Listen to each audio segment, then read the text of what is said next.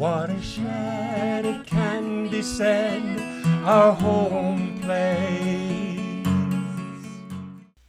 For thousands of years, the Algonquins have hunted and fished the valleys of the Bonnechere River Watershed.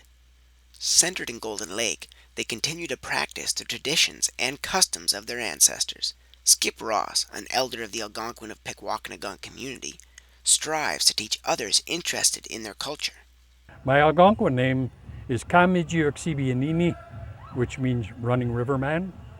I was given that name by our local name giver, and all she knew was that I lived in Petawawa. She didn't know I was born by the river about 35 feet from the rapids. And when she gave me that name, it struck me as something that the Creator gave out, that He gave me something that nobody else knew about. And it was very touching. And I'm very proud of that name, and I try to live up to it. And that is why I try to keep a watch on my river. I call it my river. I don't own a river, but it's the river I was born beside, and I've spent most of my 78 years around that river. I do not like to call myself elder. I'm just an old man that shares. Okay, other people call me an elder, but I dislike calling myself an elder.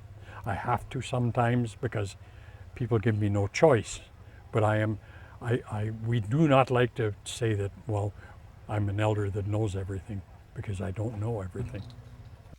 Every August, the Algonquin of Pikwa hold their traditional powwow. A weekend of dancing and singing.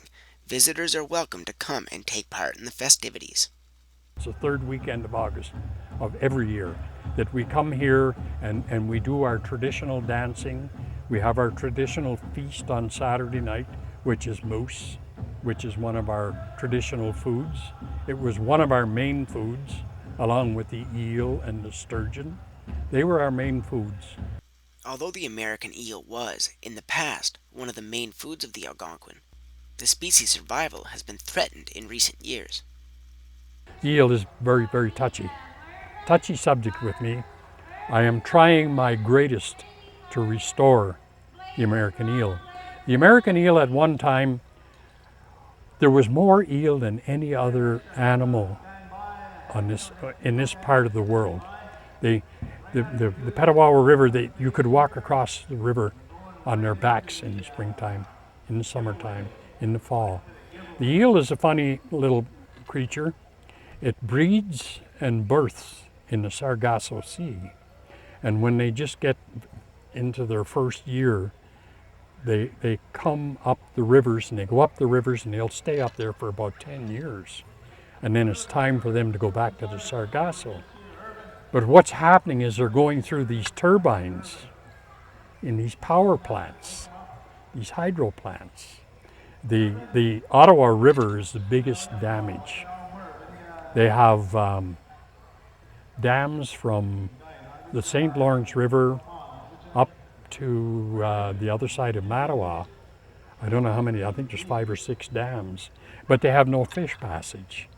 And these dams are all, to create hydro, they have to have turbines, and they just chop all those eels up, Stories continue to be passed down telling of the enormous eel population that existed in this region in previous centuries. When the first non-native people came to Canada, they made these mills to grind their corn and their grain and stuff like that into flour and that. It wasn't to create hydro, because we had no such, nobody knew anything about hydroelectric power back then. And what happened, these eels would block up that dam, and it quit. It had stopped the wheel from turning, and they didn't know what it was, and they went down in there, and there would be 10,000 chewed up eels in there blocking, so that wheel couldn't turn anymore. There were that many. And that many. And another thing why I'm trying to restore the eel is because that was our main food. The Algonquin people's main food. When a species is eliminated from the environment, its absence goes on to affect other species throughout the food chain. The balance of living depends on this animal living off of that animal, which lives off of that animal, and they're destroying the balance. All of a sudden you'll have too many wolves and not enough deer, okay? Or if they hunt the wolves, then you got too many deer, and you're overrun with them. Everything is out of context now. Nothing is the way it was, the way we like to try and keep it.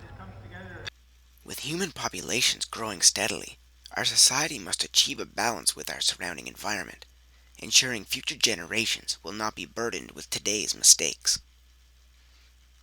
In the Algonquin tongue, we don't believe in saying goodbye. Okay. Goodbye is final. You're dead. Oh. Okay? Okay. Remember that. Yeah. What we say, and I teach my little ones that were dancing today. I taught my daughter. I taught my granddaughter. We never say goodbye. We say majashin. See you later.